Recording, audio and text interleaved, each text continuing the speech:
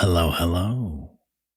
Today's horror story is written by Pen of Black. Devin was supposed to be here. He stared forward with all the acceptance of a middle-aged man standing in line at the DMV. Monotonous acceptance dulled his eyes. He took in a long breath, and the harsh stench of chlorine almost threatened to burn his nose. The tightness of the bright orange arm floaties uncomfortably tucked right below his shoulders, and the cold air chilling his skin told him all he needed to know. He was 9 again, and he was at the pool. A small indoor community pool that his mother had often taken him to when the summers made their modest apartment almost too sticky to bear. He had loved it there. Wasting countless summers pruning in that stringent water were the happiest memories of Devin's life.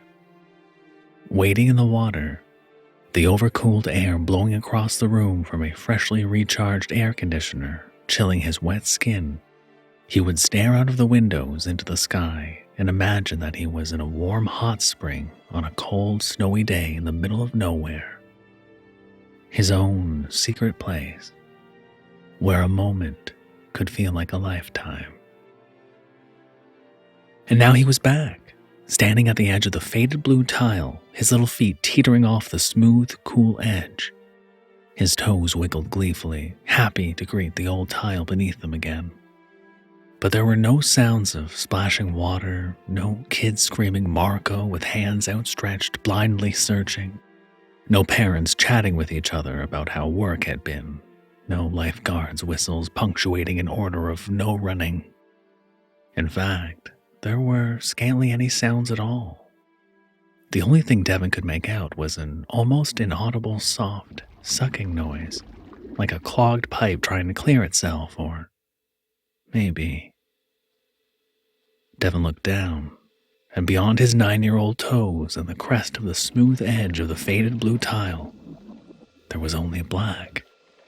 The community pool that Devin had spent his childhood years in was now completely filled with an impossibly thick black ooze, almost to the point of appearing as congealed, undressed coffee. But Devin knew better. The soft sucking noises were coming from it, and it seemed to move, to undulate, imitating the way that bodies of water do, the way his pool did. He looked up, undaunted, and turned his head back towards where the entrance of the community pool should have been. But it wasn't there. In fact, all 4 walls were totally immaculate. They stood adamant and did not concede form to allow for the windows that Devin had stared out of as a kid, floating in what used to be clear, if not slightly dingy waters. Didn't concede form to the old blue metal doors with the wide metal handles that his mother had endlessly scolded him about hanging off of, trying to hoist himself up to see through the small glass windows just out of reach for his small frame. No, these walls had never held windows nor doors. They stood as they always had, always will. Unrelenting to the whims of passage, they were unblemished and untouched. Not by cheering children huddled down counting for games of hide and seek like he had, or from lifeguards who might lean against them while vigilant on their shift, nor from concerned parents attempting to maintain their balance. Devin understood all this, impossibly, the moment he was aware he was here at all. He smiled in acceptance and insanity, and reaching up pinched his nose the way he used to before he was jaded adulthood, by the thousands of sorrows that had come with life and growing up. And he took a step. The last step. Surprisingly, he sunk into it as easily as water. But it wasn't water. It was hot and oily, like clothes drenched in sweat after a hot day in the sun. The ooze seemed to give way for him, yet pile on top all the same. He instinctually attempted to raise his arms to push against the fluid, but it didn't make a difference. The ooze was so heavy it pushed itself against everything.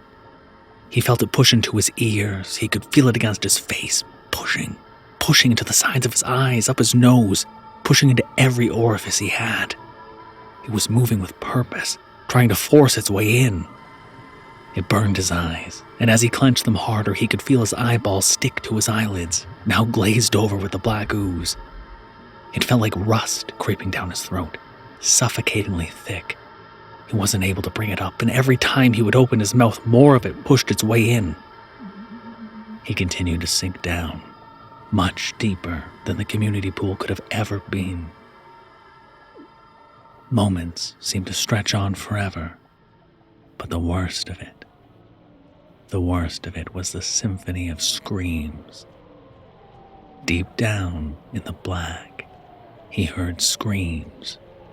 Not the soft, weighted gurgling that you would expect, but full-bodied screams of terror, begging for help, pleading for their lives. Shrill and harsh, they almost drowned everything else out. Almost.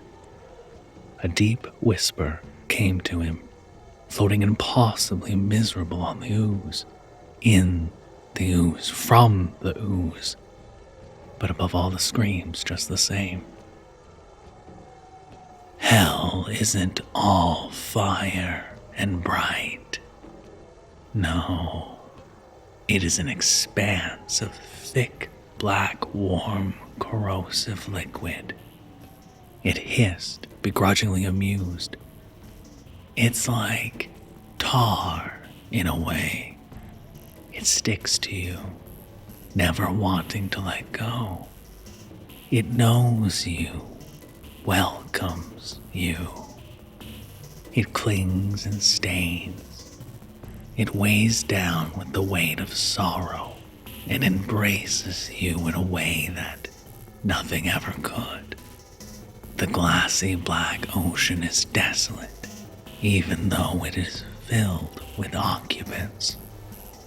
They aren't people anymore.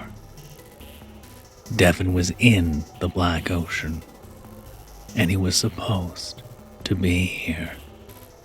His cries would soon join the chorus.